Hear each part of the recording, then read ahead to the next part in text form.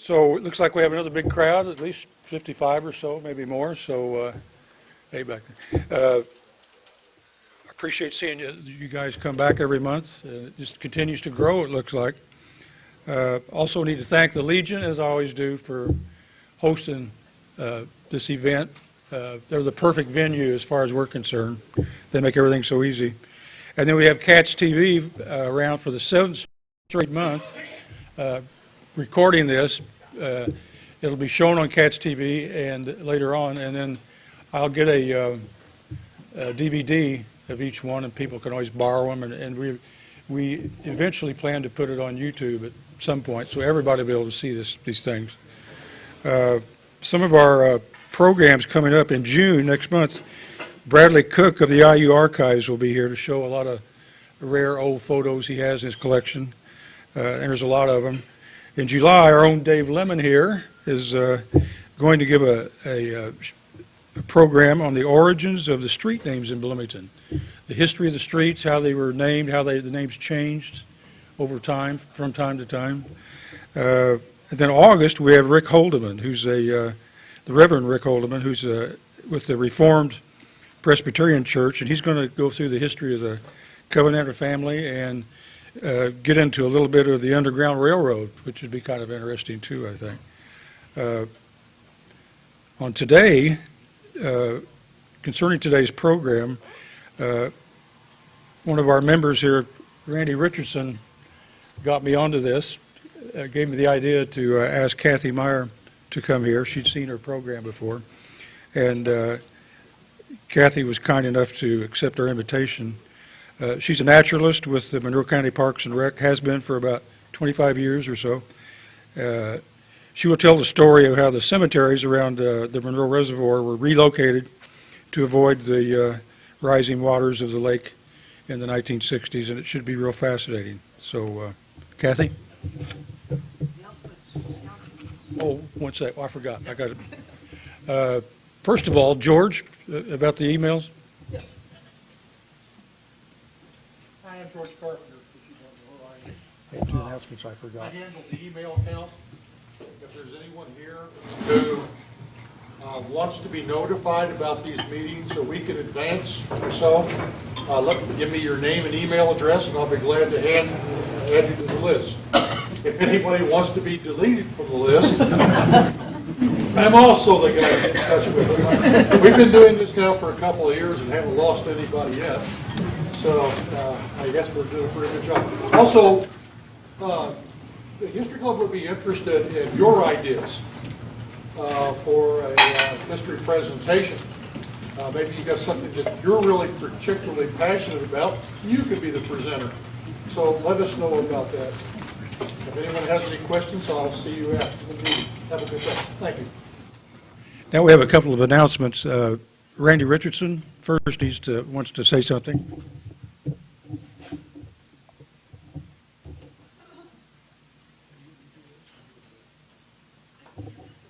If any of you here are associated or have ancestors in Owen County, we are trying to activate a club over there, and our first meeting will be on Monday, June the 13th at 6 o'clock on the second floor of the Tivoli in the conference room. And I do have an announcement here, so I'm going to pass this along, and if I happen to run out, then let me know at the end and I'll get something to you. So I hope some of you will come over there and join us. And I'm going to be presenting the program that evening, and it's going to be very similar to the programs that I presented here. It's going to be based on my postcard collection, and it's going to be like Derek's book where he does then and now. So I've gone around and I've taken pictures of what's there now that was shown in the postcard. So I hope you can join us. Thanks.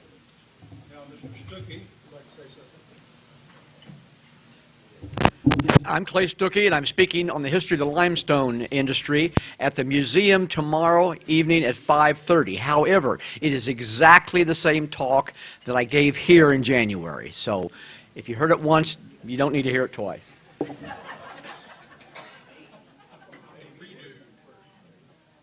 that everybody? That's it.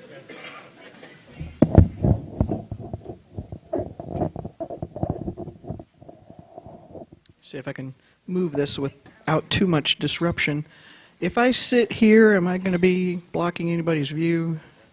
Okay. We'll do that. Well, I have been a naturalist for Monroe County for 20-some years. Before that, I worked at Brown County State Park and also at Monroe Reservoir.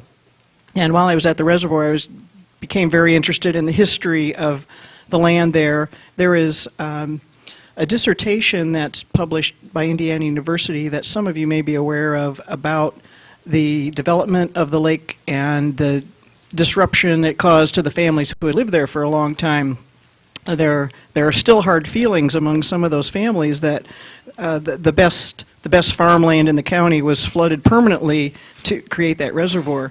But there are a lot of other disruptions as well, and the cemetery removal is part of that story. And it's a very fascinating process, so I wanted to share that with you. So we will jump right in. The Army Corps of Engineers started developing reservoirs in Indiana for flood control and low flow augmentation in the 60s. And this shows a picture of the earthen dam being created to block Salt Creek at a place where the valley was pretty narrow and the rock, the geology around that was pretty impermeable to water, which is an important thing if you want to hold back water in large quantities. So the construction began. This is looking away from where the Paintown Hughes Cemetery was located toward what is now the lake and where the Paintown Beach is. There was an area there known as the Basket Factory Woods, and there was a barn, and baskets were made there for some time from wood splints from the trees. There were a lot of houses and roads, covered bridges that were removed to make way for the lake. This one was about 50 yards south of where Millencamp's house is as you go down toward the causeway. And a few churches, too. So we have Ellie Mason, who worked at Lake Monroe last summer, had found pictures of some of these buildings and some of the family information that added to the information I already had about the cemeteries. So windows and doors were taken out, and these buildings were torn down. Some of them burned. There are some churches that do still remain and cemeteries that still remain because there are long roads that still provided access. And this is the one as you're going toward Fairfax, the little Mount Ebel church that's been put to a variety of uses since then. It's not a church anymore. But those graves were not disturbed. There were graves that were going to be disturbed, though, either by the flooding itself or because the road access would be cut off and it was very expensive to build new roads in. So this is Bessie Johnson, and she is by the grave of her mother, Lorena Wampler. And these graves and most of the others were moved to a new cemetery, the Polk Township Cemetery on Allens Creek Road. There, as some of you probably aware, were already some cemeteries along Allens Creek Road. A couple there that are older and small, but this was a new one created just for this project.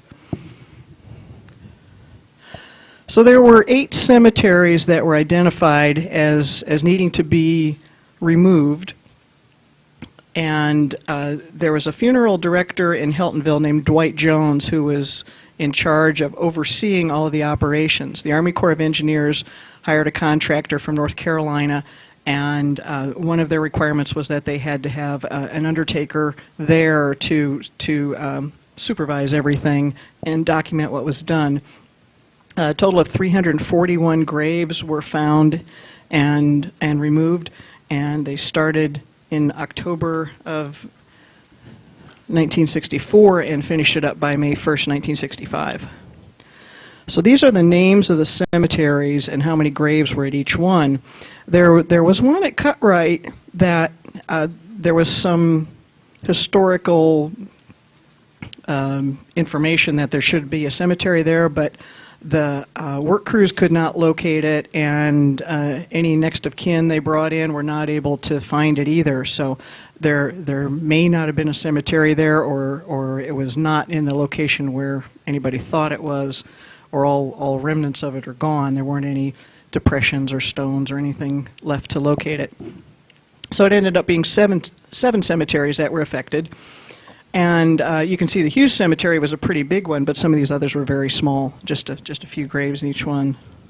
And that was typical at the time some of these graves were created. Some of the cemeteries were on family property, and people didn't go long distances to bury their dead. It would be a knoll in the back property somewhere where they could find a nice convenient location and visit the graves frequently. I have a copy of the contract specifications up here if anybody wants to look at it later on, but I just pulled out a few of the highlights. They're kind of interesting things that they were required to do. So whoever took this contract was supposed to locate all of the graves at the cemeteries and plot those, and they would need a name or assign a number to each grave if they could not find a name for it. Every day they were supposed to have a log of what had been done, what remains had been found and moved, and they were supposed to notify any relatives ahead of time of when they expected to be opening certain graves so that if those people wanted to be there, they could. All of the work was to be done by hand. They could use a pick down to a depth of 2 feet, and then they had to use shovels and smaller tools that wouldn't damage anything that was found underneath. And an open grave was supposed to be covered at all times by a tent or a canopy, so it was not exposed to the sky and bad weather or anything else. And if they could not determine where the sides of the grave were by the changes in the soil when they dug, they were supposed to dig a 7-foot long by 3-foot wide area and go down to a depth of 7 feet if they couldn't really tell where the boundaries were.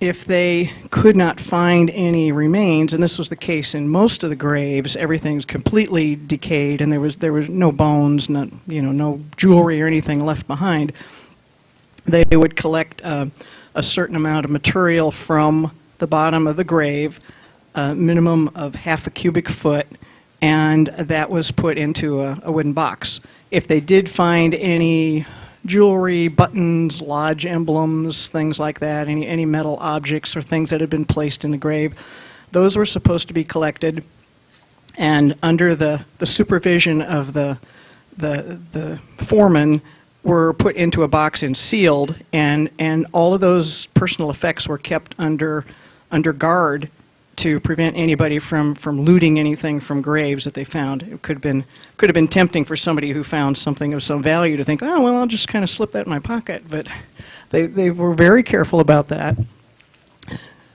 Relatives could come and observe the work if they wanted to, but there's no requirement for them to do that. And then after the grave was excavated, they would fill that in and were supposed to smooth it out and not leave any trace of where the graves had been. When they did find any material in the grave or just that token amount of soil, they were put into pine boxes, and there were specifications about them being not warped and not free and watertight and so on, straight good lumber.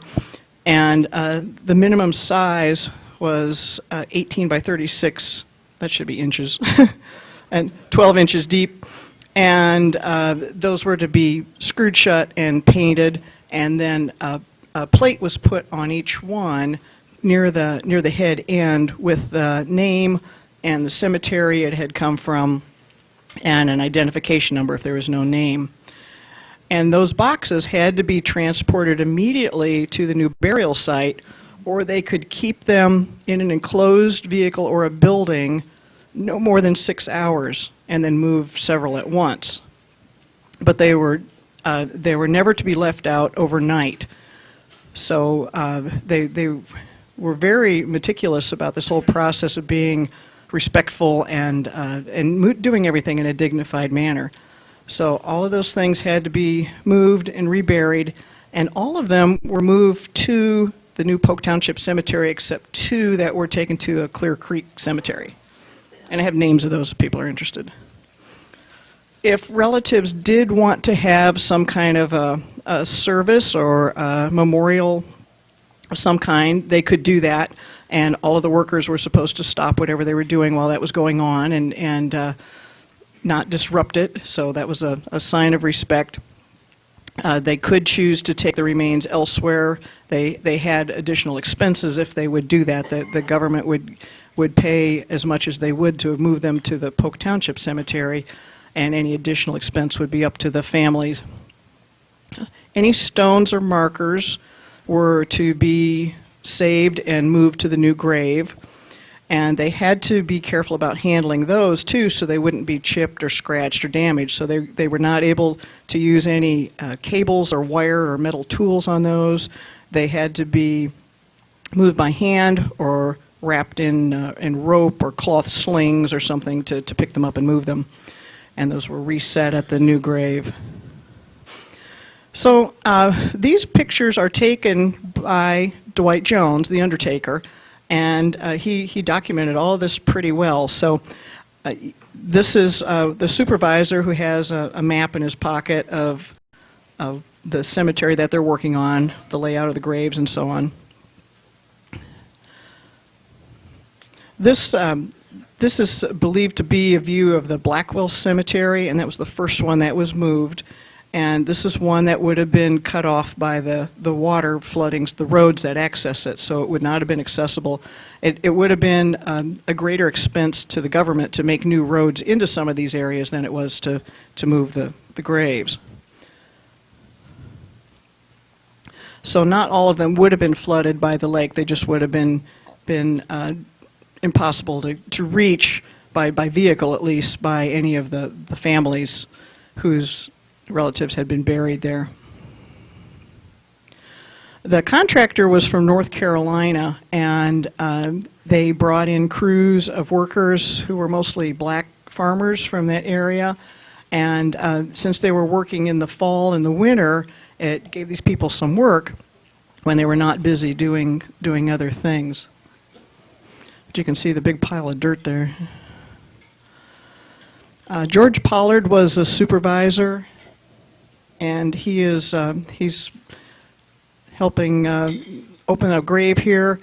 The boxes are sitting there. You can see one tipped up.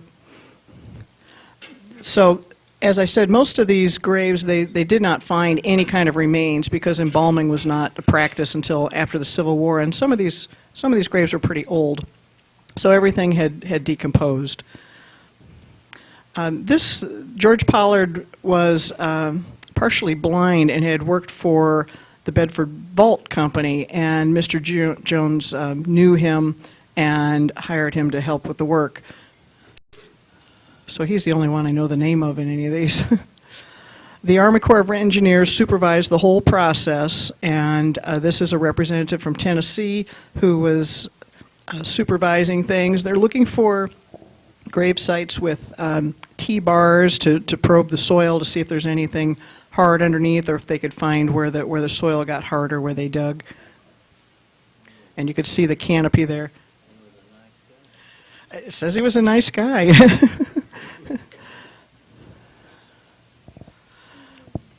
So most graves were not actually 6 feet deep. That's sort of the tradition we think of as being typical, but most were about 5 feet to the bottom, but there was one that they dug down 7 feet to reach, and they were tempted to give up on that one, but their supervisor kept saying to keep going. It's in there. It's somewhere down there.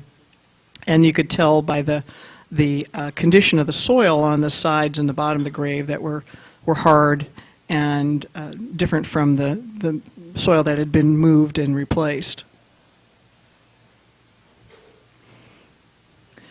So here is a truckload of the boxes, and I think this had to be covered when they were done because it was supposed to be enclosed. So there were no odors or anything because the remains had completely decomposed. It was just soil, and the boxes were marked with those names and numbers. Before they started digging, they marked each grave with a stake, and the stakes were numbered to correlate with the plots that they had drawn before they started work. And when they had removed the soil or whatever they had from a grave, then they would throw the stake in the bottom and bury that, so they know that one was not to be dug again. The picture shows some of the monuments, some of the grave markers that were there, and they had to move those carefully or replace any that they damaged. This is a view of the Hughes Cemetery, or Paintown Cemetery, and it's about where the camp store is now, with the marina for the boat rentals. There are still some concrete bases of stones there and a few broken stones that were there, and I have not been able to find out if those stones were overlooked, or maybe they were broken while they were moved and replaced by new ones and they just left them there, or why those stones are in that area. But it's not too hard to find some evidence that there was a cemetery there. If you walk down behind the camp store toward the edge of the water, you can see signs of that. So this is a silo at the barn that used to be there when this was the basket factory. And you can see it still there. That's all been torn down. Now, of course, you don't see any of that there. So here's that truck being loaded up with the boxes and covered. And Dwight Jones had mentioned that the water jug reminded him that it was hot work, even though it was in the fall, and they needed water while they were out there. You can see most of these guys digging are in short sleeves, and they don't look like they're cold. Steel vaults were really uncommon in early burials, and there were only 2 that were found, and those were both at the Hughes Cemetery. And raising these was quite a challenge. They were made by the American Vault Company, and were still in good condition. I guess that's an endorsement for the American Vault Company. They did find a few concrete vaults, and those were not waterproof. They had drainage holes in the bottom, but they did keep the ground from collapsing above the graves, so that was why those were required in some cemeteries now, and were used in some of them back at that time. So here is the task of trying to get one of these things back out of the ground, and one of these had some damage. There were some seals broken.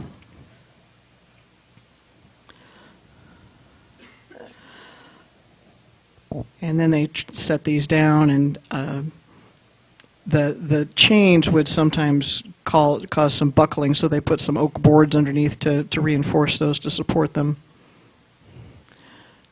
And that's one of the concrete boxes. This is the second vault, and you can see how it looked while it's in the ground. So all that fancy decoration on the outside of those doesn't last very long. Save your money. Here's the other one they're lifting up. A lot of the cemeteries were pretty small, with three graves or fewer. So I'd mentioned the relatives were all notified in advance and invited to come and watch if they wanted to. Those 2 that were moved to Clear Creek, the others went to the new cemetery at Polk Township and Allens Creek Road, and the Army Corps of Engineers have the green hats. Question. In recent days, they distinguish the vault, which goes outside the casket. You refer to these as the vault that's got handles on it. Are these actually vaults with the casket inside, or are those the casket? I believe those are vaults with a casket inside, Okay. and that they were not opened. They moved the whole vault without ever looking at anything inside.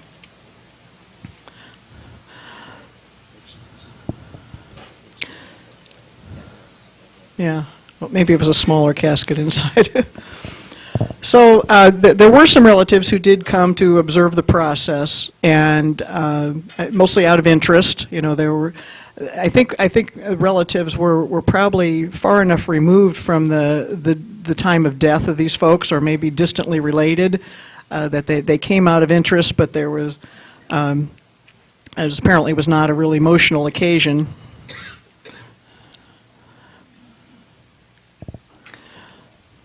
So some of these cemeteries were on slopes, and you can see that the land slopes here by the water can tilting, and you can also see the canopy here that was over a grave that was opened, and they had to be reburied the same day.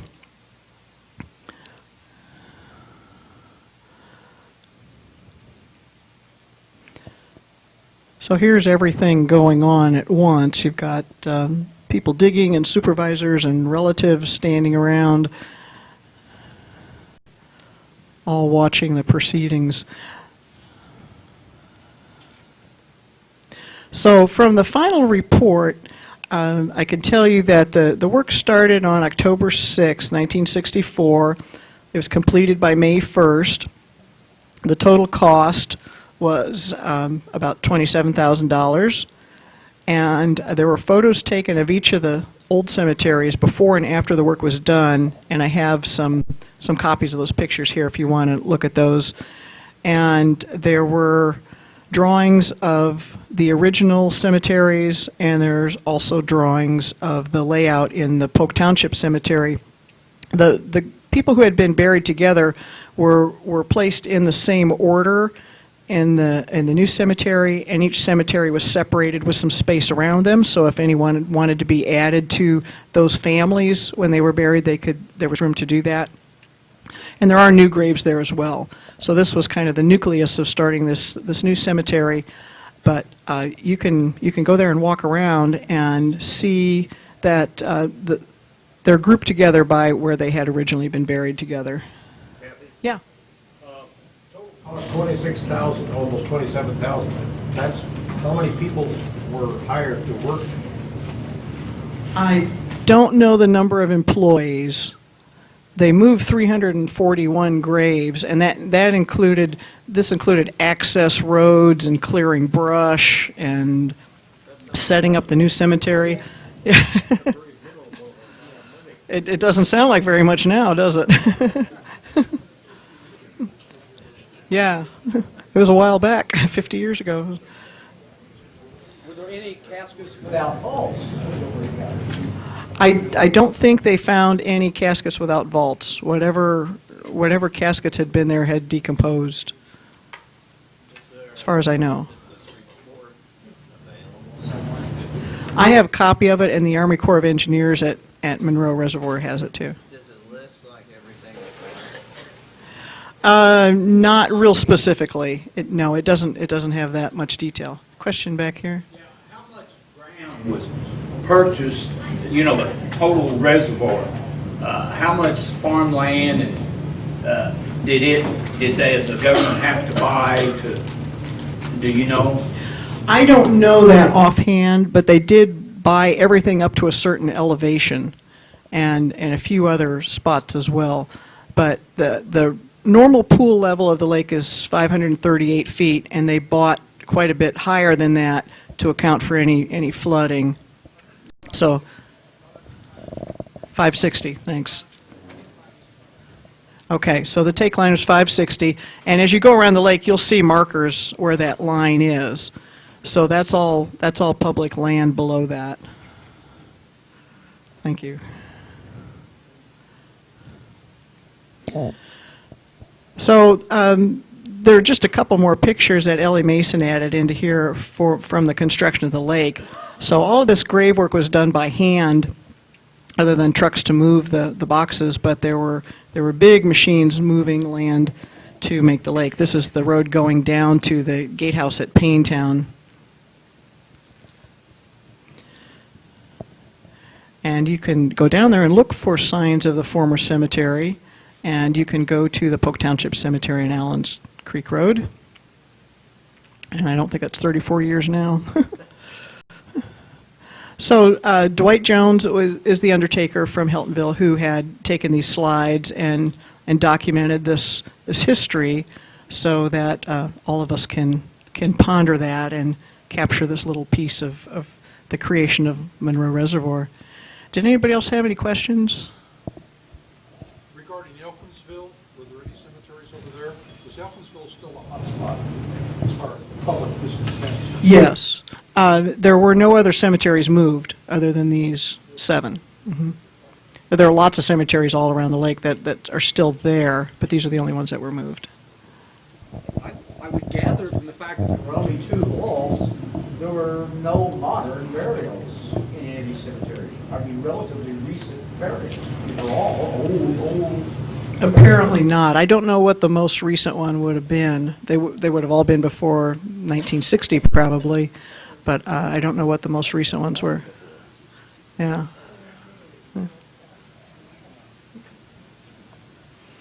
Did the local people depend on some experts that have already done this in other places?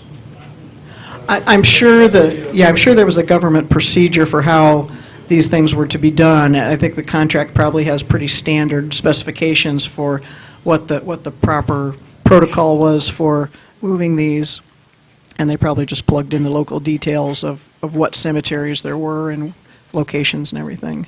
Randy?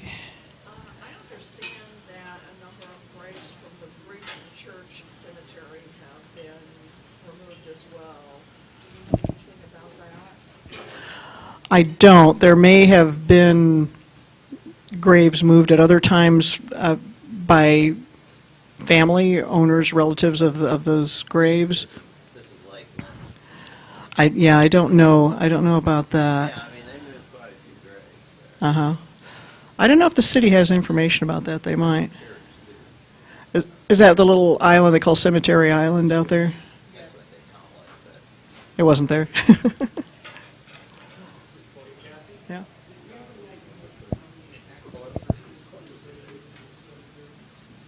I don't think there were churches by any of these except maybe the Paintown one. There was a Paintown church.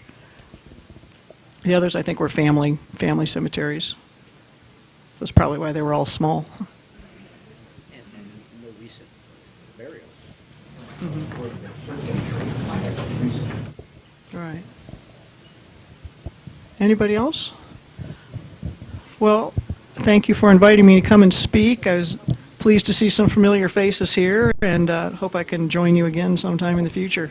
And I do have some things laid out up here. If you're particularly interested in looking at any of the pictures or the plots and things, you can do that. I do have a comment, and while it's well known that there has never been an advocate of flood control who didn't own a boat and liked to fish, those of us who have lived now for 40 years in Lawrence County don't experience the flooding that there was prior to Lake Monroe. If you live anywhere near Salt Creek, you appreciate the flood control. There are always trade-offs to these decisions. Some people benefit, some people lose, and there are always pros and cons. Okay, thank you very much.